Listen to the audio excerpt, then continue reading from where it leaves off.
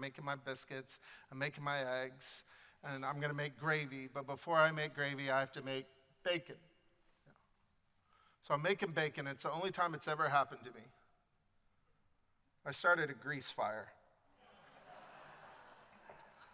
In a 100-year-old house owned by the Lutheran Church. Now, there was a smoke detector, which was unfortunate because it wasn't like connected to anything that was going to bring the fire department to this. It wakes up the house, and the first person in the kitchen is this guy who's really intelligent but not that smart. He says, throw some water on it. And I knew that was a bad idea. You don't throw water on a grease fire, so I'm scrambling around looking for the baking soda, but I can't find it because I just used it to make the biscuits, but I don't know where I put it. Fire's sort of raging, and it's starting to get kind of big, and I'm starting to freak out a little bit. And very calmly and slowly, our professor, Dr.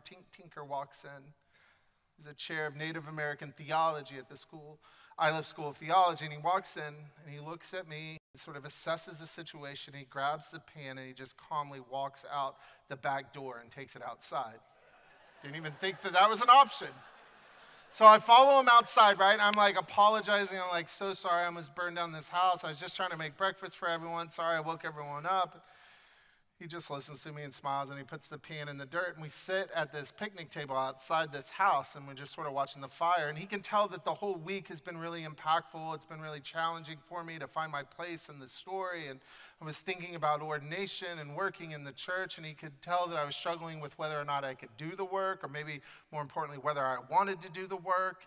And he just sort of sat and listened to me and asked me some questions. And then, like only Tink can do, we sat in just silence for like, I don't know, it felt like an hour.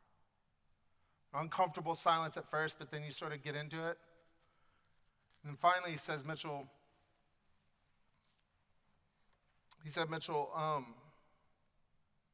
you can do the work. You're called to the work.